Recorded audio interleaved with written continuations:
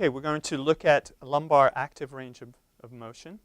One of the first things before you get started on looking at someone's active range of motion is you want to establish their resting symptoms to ensure that they're not having any pain at this point, or if they are, if they can point to where they're having their pain, whether it be in their back, their leg, or even any complaints of numbness and tingling. So let me have you hands at your side, Jessica. And let's have you, so what I want you to do is I want you to slide your hands down the front of your thighs and let me know if anything. And so as I'm describing the motion, I also will tell the patient, let me know if your symptoms change. So go ahead and do that. Slide your hands in front.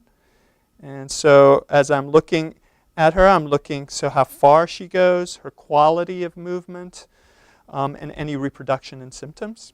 If she doesn't have any reproduction in symptoms, I'll have her stand back up. Establish her resting symptoms again.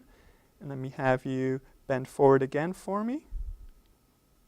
And then to clear flexion, we're going to do overpressure. One hand in the mid part of her thoracic spine.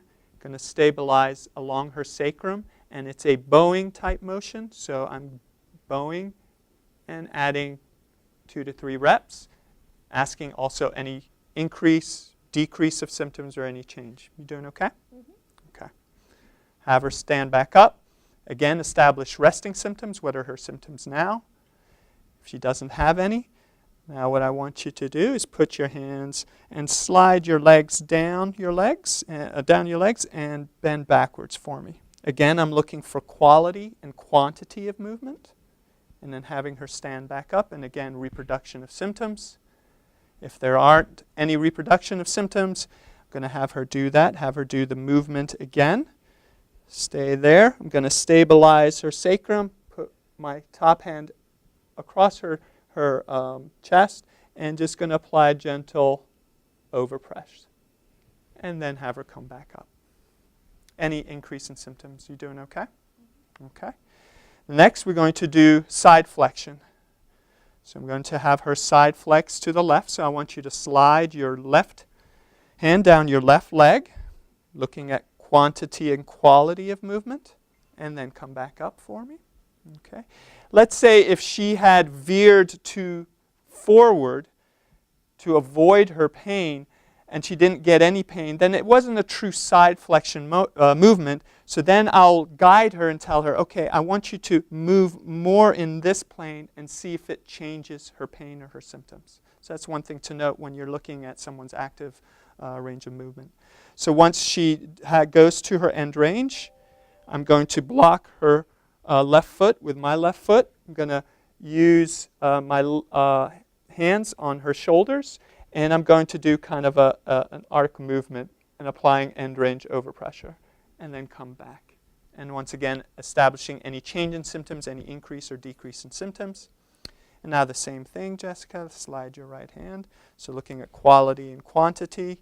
If her movement veered or did something awkward that I thought maybe she was doing again, that she was trying to avoid her symptoms, I will tell her, okay, now this time I want you to go more in this plane of movement, and therefore seeing if that changes her pain or her symptoms. So go ahead and do that for me again, Jessica. So any increase, if not, again, same position, blocking her leg, and doing a side bending movement, and then coming back and seeing any increase or decrease in symptoms. Okay? Then we're going to do rotation.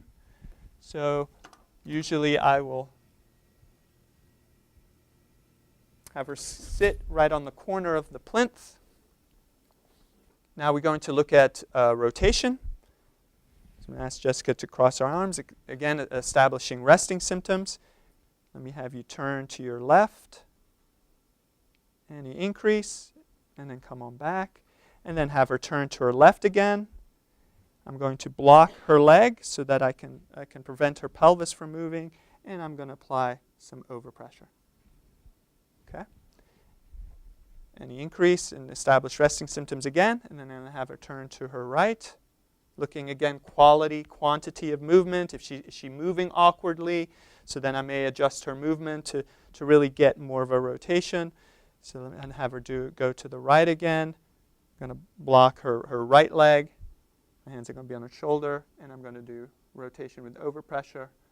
And what I'm feeling with the overpressure too, and this goes to every movement, is I'm feeling that end range resistance, that quality of movement. Does it feel really stiff, hard, or is it kind of more of a springy feel? And last movement, let me have you stand up. So let's say we went through all that, and we couldn't reproduce her, let's say, her PSIS pain that she's having. So to clear fully the lumbar spine, I'm going to do what we call a lumbar quadrant, and I'm going to do it on both sides. So this is going to be to her right side. So Jessica, what I want you to do, and usually I'll have them do it actively, is I want you to look towards your right, to the upper corner of the ceiling towards your right, and also reach back behind your left leg. Okay, so if there is no reproduction of symptoms there, then what I'll do is, let me have you do that again, Jessica, and I'll guide her, and I'll add a little more extension, rotation, and side bending to that side, and feeling for that resistance, and applying overpressure. And then I'll do the same thing, so let me have you look to the top of the left corner, any increase in symptoms, and then come back. Determine what that did to her resting symptoms. If it didn't change anything, then take her again, stabilize her pelvis and sacrum, and then go and add a little rotation, side bending, and extension, and seeing if that increased her symptoms.